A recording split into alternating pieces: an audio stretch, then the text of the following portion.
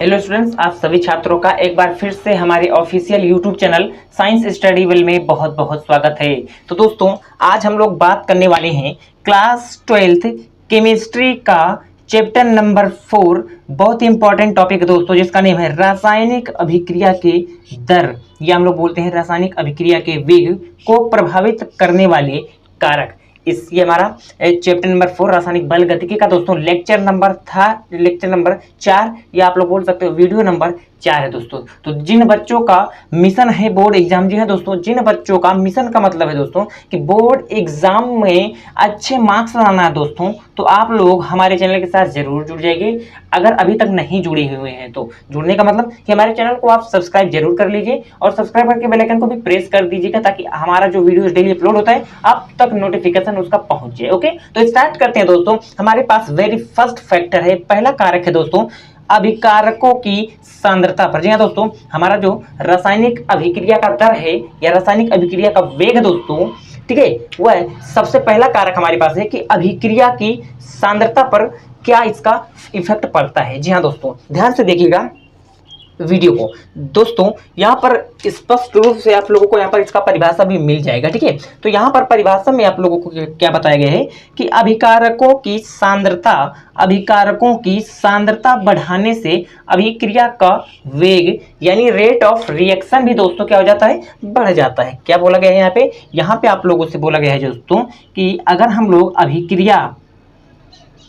अभिक्रिया में अगर हम लोग बच्चों अगर हम लोग अभिकारक की क्या बढ़ा दे, सांद्रता को बढ़ा दे, तो हमारा रेट ऑफ रिएक्शन यानी स्मॉल आर जो है ये भी क्या हो जाएगा दोस्तों, बढ़ जाएगा। यही बात यहाँ पर बोला गया है, ठीक है। तो ये हम लोग इस बात को समझ लेते हैं दोस्तों कि देख लेना कि हमारे पास अगर कोई अभिकारक है, मान लो दोस्तों, ठीक है, तो अगर हम लोग उसकी सांद्रता को बढ़ा दे, सांद्रता का मतलब होता है दोस्तों कि हमारे पास मान लो पहले कोई चीज है इस प्रकार से, ठीक है, कोई चीज है, सांद्रता का बढ़ाने का मतलब है दोस्तों कि उस पदार्थ की मात्रा और अधिक बढ़ा देना। मान लो इतने मात्रा में है, मान लो हमारे पास जो अभिकारक है ये इतने में है, इसके जो अणु हैं इस प्रकार से हैं, और फिर उसके बाद दोस्तों सांद्रता का बढ़ाने का मतलब है दोस्तों कि इन अणुओं को और ज्यादा बढ़ा दिया जाए, यानी इन अणुओं को और ज्यादा हम लोग बढ़ा देंगे तो क्या हो जाएगा दोस्तों, इनके अणु को और ज्यादा कर दिया जाए, यानी सांद्र कर दिया जाए। अगर हम लोगों को बोलता तनु, ठीक है, तो हम लोग क्या करते हैं, इन अणुओं को और कम कर देते।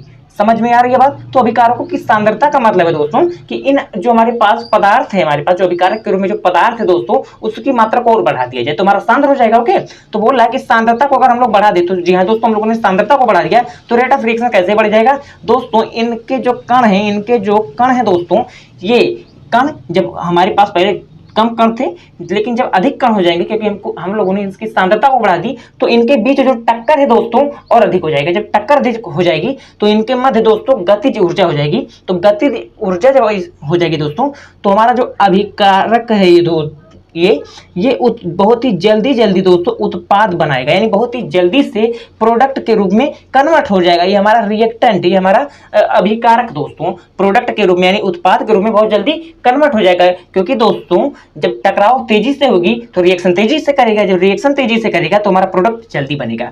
तो जब हमारा तेजी से प्रोडक्ट बनेगा तो यहाँ पर रेट ऑफ रिएक्शन क्या हो जाएगा दोस्तों, स्मॉल आर भी बढ़ जाएगा। ये बात समझ गए आप लोग। तो हमारे पास पहला फैक्टर था कि अभिकारकों की सांद्रता पर कैसे निर्भर करती है। तो अभिकारकों की अगर हम लोग सांद्रता को बढ़ाएंगे दोस्तों तो अभिक्रिया का वेग यानी स्मॉल आर या रेट ऑफ रिएक्शन जो दोस्तों वो भी क्या हो जाएगा, वो भी हमारा बढ़ जाएगा। यही बात यहाँ पर बोला गया है। ये बात समझ में आ गई। अगर ये बात आप लोगों को समझ में आ गई तो दूसरा फैक्टर हमारे पास ताप का प्रभाव कैसे है दोस्तों। दूसरा फैक्टर हमारे पास है ताप का प्रभाव। तो ध्यान से देखिएगा मेरे प्यारे साथियों कि ताप का प्रभाव हमारे पास कैसे होता है रेट ऑफ रिएक्शन पर। ध्यान से देखना, ताप अगर हमारे पास कोई अभिकारक है दोस्तों, यहां पर आप लोगों को बोला गया है कि सामान्य अभिक्रिया की दर, सामान्य रेट ऑफ रिएक्शन जो होता है, ठीक है, ताप में वृद्धि के साथ दोस्तों बढ़ती है। क्यों बढ़ती है, क्योंकि सेम वही बात है, बस यहां पर आप लोगों को क्या करना है, यहां पर आप लोगों को तापमान दिखा देना है दोस्तों। जब देखो हमारे पास इस प्रकार से अभिकारक के कण है, जब हम लोग यहाँ पे टेम्परेचर को बढ़ाएंगे, यानी इसको हम लोग क्या देंगे दोस्तों, डेल्टा टी टेम्परेचर देंगे, तो तापमान जब हम लोग इसको देंगे तो सिंपल सी बात है यार, इनके अणुओं के मध्य जो होगा गतिज ऊर्जा बढ़ेगी। गतिज ऊर्जा क्यों बढ़ेगी, क्योंकि इनके जो कण है दोस्तों ये क्या होंगे, टकराएंगे। कैसे टकराएंगे दोस्तों? आप लोगों ने सिंपल जल को एग्जांपल ले लो। जल जल जब हम लोग इसको हीट करते हैं तो धीरे धीरे उबलने लगता है, यानी उनके अणु जो है दोस्तों वह एक दूसरे से टकराते हैं। टकराने के कारण यहाँ पर एक ऊर्जा आ जाती है जिसे हम लोग बोलते हैं गतिज ऊर्जा। तो गतिज ऊर्जा आ जाएगी दोस्तों, तो सिंपल सी बात है, तो अभिक्रिया कर तो बहुत ही जल्दी से हमारा प्रोडक्ट बनेगा। मैंने आपको ऊपर यहाँ पर समझा दिया था, ठीक है, पहले वाली में। तो जब हमारे पास उत्पाद जल्दी बनेगा तो रेट ऑफ रिएक्शन भी बहुत तेजी से होगा दोस्तों, यानी अभिक्रिया की वेग भी यहाँ पर क्या हो जाएगी दोस्तों? बढ़ जाएगी तापमान में वृद्धि के साथ। ठीक है, ये बात समझ गए। अब यहाँ पे आप लोगों को ऊष्माक्षेपी और ऊष्माशोषी में थोड़ा सा आप लोगों को समझ लेना है कि ऊष्माक्षेपी में अगर होता है दोस्तों, अगर हम लोग इसमें अभिक्रिया की दर या वेग दोस्तों, इसमें जो होता है अभिक्रिया का वेग वह तापमान में वृद्धि के साथ कम होता है। यानी अगर यहाँ पर हम लोग तापमान बढ़ाएंगे तो हमारे पास रेट ऑफ रिएक्शन कम हो जाएगा। और ऊष्माशोषी में हम लोग क्या देखते हैं कि इसमें अभिक्रिया का जो वेग है दोस्तों या दर है तापमान में वृद्धि के साथ बढ़ता है। ऊष्माशोषी में क्या होता है दोस्तों? बढ़ जाता है। अगर हम लोग तापमान को बढ़ाएंगे तो रेट ऑफ रिएक्शन भी बढ़ेगा। और ऊष्माक्षेपी में क्या होगा कि अभिक्रिया रेट ऑफ रिएक्शन जो होगी उसको अगर हम लोग तापमान को वृद्धि करेंगे, यानी तापमान को अगर हम लोग बढ़ा दिए तो हमारे पास ये क्या हो जाएगा? रेट ऑफ रिएक्शन ये कम हो जाएगा दोस्तों। और सामान्यतः जो होता है दोस्तों रेट ऑफ रिएक्शन वह तापमान में वृद्धि के साथ बढ़ती है। ठीक है, अब मैं आप लोगों को यहाँ पर एक नोट पॉइंट लिखवा दे रहा हूँ। नोट पॉइंट में दोस्तों कि अगर हम लोग 10 डिग्री सेल्सियस कोई रासायनिक अभिक्रिया है, अगर हम लोग तापमान को 10 डिग्री सेल्सियस बढ़ा रहे हैं तो वहां पर रेट ऑफ रिएक्शन यानी स्मॉल आर रेट ऑफ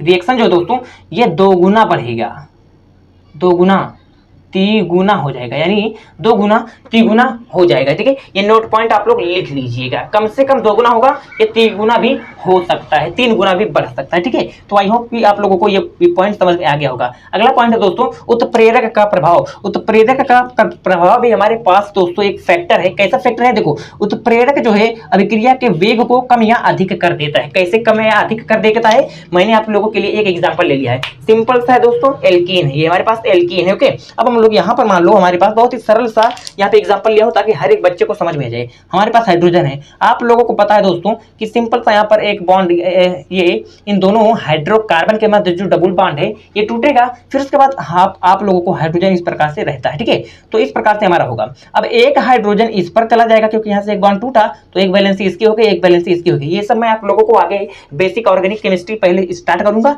फिर उसके बाद आप लोगों को ऑर्गेनिक केमिस्ट्री में बहुत ही अच्छे तरीके से ये सब चीजों को बताऊंगा दोस्तों। ठीक है, तो यहाँ पर क्या हो जाएगा, यहाँ पर इसके हाइड्रोजन के बीच बंध टूटेगा, लेकिन ये बंध बहुत ही मुश्किल से टूटेगा भाई, इतनी आसानी से नहीं टूटेगा।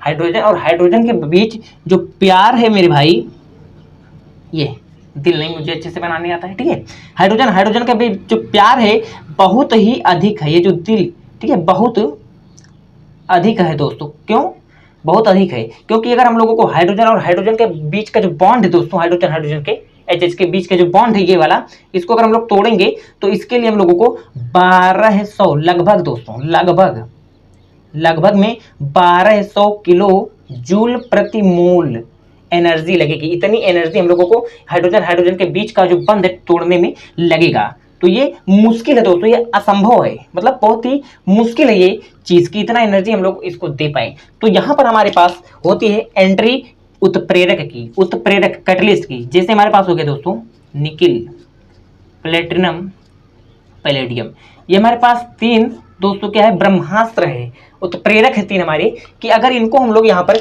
इनमें से किसी एक को भी, चाहे निकिल को ले सकते हो, चाहे पीटी को ले सकते हो, प्लेटिनम को, चाहे पैलेडियम को, किसी एक को यहाँ पर आप लोग ले लोगे तो इजीली निकिल को अगर सपोज हम लोग इसके ऊपर रख देंगे, फिर उसके बाद ये क्या होगा दोस्तों, ये क्या करेगा, ये हाइड्रोजन के बीच बंध को तोड़ करके दोस्तों यहाँ पर इस प्रकार से CH3 एक हाइड्रोजन यहाँ पर लटका देगा, एक हाइड्रोजन यहाँ पर, अर्थात पहले देखो H हाइड्रोजन की संख्या 2 थी, इधर क्या करके हमारा जो उत्पाद है दोस्तों कितना मिल गया, CH3 इस प्रकार से हमारे पास उत्पाद प्राप्त हो गया। कैसे प्राप्त हो गया दोस्तों? उत्प्रेरक का प्रभाव किस प्रकार से हमारे यहाँ पे रेट ऑफ रिएक्शन को बढ़ा दिया है, कैसे बहुत ही तेजी के साथ हो गया ये रिएक्शन, आप लोग यहाँ पर देख सकते हो। जैसे ही उत्प्रेरक की यहाँ पर एंट्री हुई, तुरंत इस बॉन्ड को इसने तोड़ दिया दोस्तों, और फिर उसके बाद इसका केवल इतना ही रिएक्शन होता है। जैसे मान लो आप लोग घर से दोस्तों स्कूल जा रहे हो, घर से अगर स्कूल जाते हो आप लोग पैदल जाते हो तो मान लो 20 मिनट लगता है। अगर आप लोग बस से जाओगे दोस्तों, अगर आप लोग स्कूल बस से जाओगे, ये हमारे पास स्कूल है, ये हमारे पास घर है, ठीक है, ये अगर आप लोग बस से जा रहे हो, अगर ये पैदल जा रहे हो तो 20 मिनट लग रहा है, बस से जाओगे तो 5 मिनट लगेगा।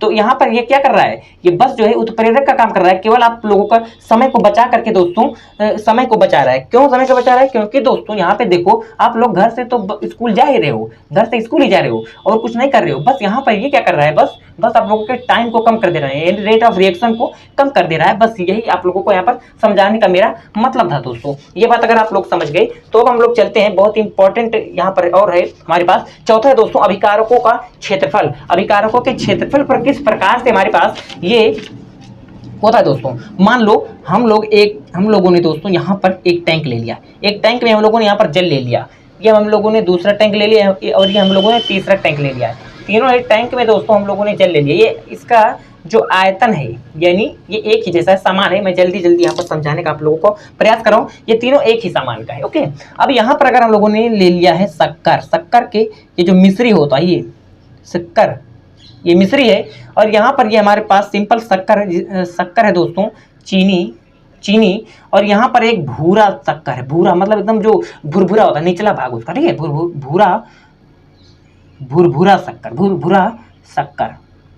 इसके कण बहुत ही छोटे हैं, इसके कण मतलब डॉट इस तरीके से, और इसके कण इस प्रकार से हैं।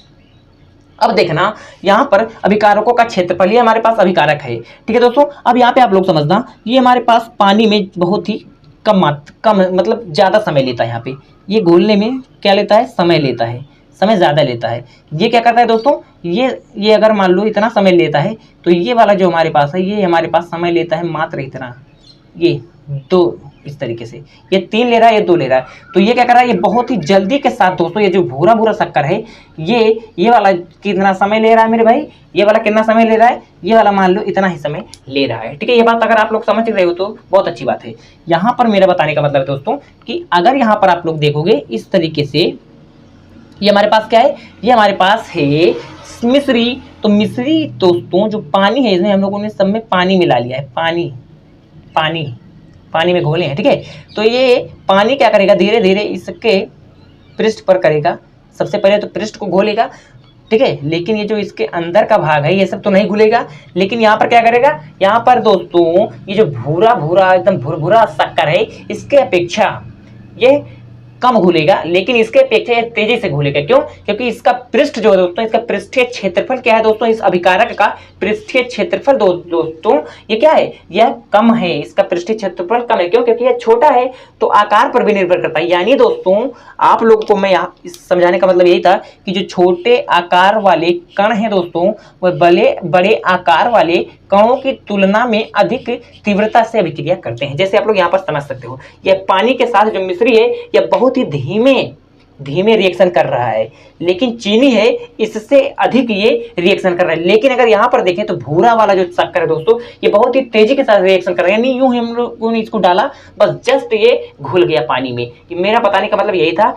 कि दोस्तों छोटे आकार वाले जो कण होते हैं वह बड़े आकार वाले कणों की तुलना में अधिक तीव्रता से घुल जाते हैं। आई होप कि आप लोगों को ये पॉइंट समझ में आ गया है। अब हम लोग अगला पॉइंट चलते हैं, बहुत ही इंपॉर्टेंट पॉइंट है कि अभिकारकों की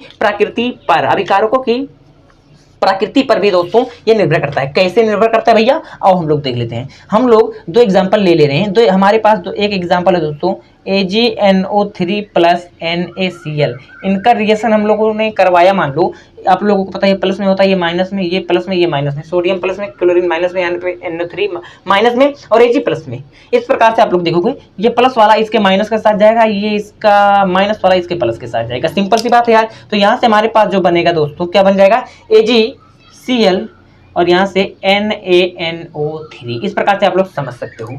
अब आप लोगों को मैं एक और एग्जांपल ले दूं, nitrogen plus hydrogen equal to हमारे पास ये क्या देता है, गिव्स NH3 अमोनिया। तो दोस्तों अभिकारकों की प्रकृति पर, यहाँ पर हमारे पास अभिकारक है AgNO3 और NaCl, ये हमारे पास अभिकारक है। और इस रिएक्शन में आप लोग देखिए नाइट्रोजन और हाइड्रोजन यानी N2 और H2 हमारे पास क्या है दोस्तों, अभिकारक है। आई होप कि आप लोगों को ये पॉइंट समझ में आ गया होगा। अब देखना दोस्तों, आप लोगों को यहाँ पर मेरा बताने का मतलब है कि अभिकारकों की प्रकृति पर यह कैसे निर्भर करता है। ध्यान से देखिएगा दोस्तों, ये देखिए ये हमारे पास प्लस माइनस में सबसे पहले ये हमारे पास है आयनिक कंपाउंड, ये हमारे पास आयनिक कंपाउंड है। ओके, और यहाँ पर हम लोग देखते हैं तो ये हमारे पास इसमें ना ही पॉजिटिव ना ही नेगेटिव भी चार्ज है, क्योंकि ये अपने मूल अवस्था में है सब। ठीक है ना, ठीक है भैया, ये समझ गए। तो अगर आप लोग देखो तो यहाँ पर ये जो रिएक्शन कर रहे हैं ये एक प्रकार से आयनिक कंपाउंड का निर्माण कर रहे हैं, बट यहाँ पर ये सहसंयोजी बंध का निर्माण कर रहा है। किसका बंध का, कौन से बंध का निर्माण कर रहा है? सहसंयोजी बंध का। तो दोस्तों मेरा सिंपल सा बताने का मतलब है यहाँ पे कि अगर हमारे पास कोई आयनिक, क्या है दोस्तों, कोई आयनिक कंपाउंड है, कोई आयनिक कंपाउंड है, तो उसका जो रेट ऑफ रिएक्शन होगा, यानी रेट ऑफ रिएक्शन, उसका जो रेट ऑफ रिएक्शन यानी स्मॉल आर होगा, वो बहुत ही अधिक होगा। क्यों होगा अधिक?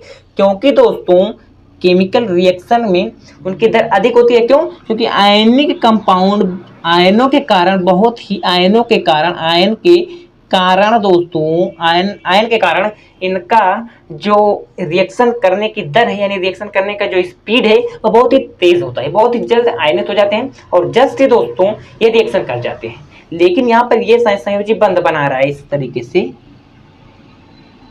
से दोस्तों, ठीक है, इस तरीके से ये सहसंयोजी बंध बना रहा है मेरे भाइयों।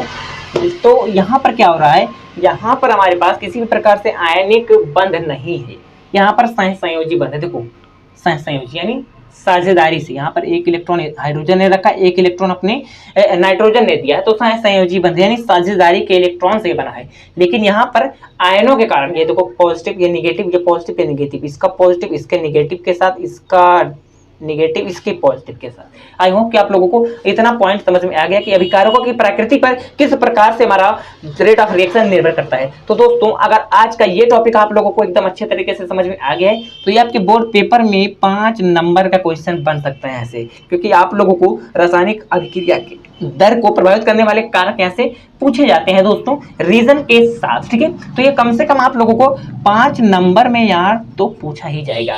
तो आई होप कि आज का ये टॉपिक आप लोगों को एकदम अच्छे तरीके से दोस्तों समझ में आ गया होगा।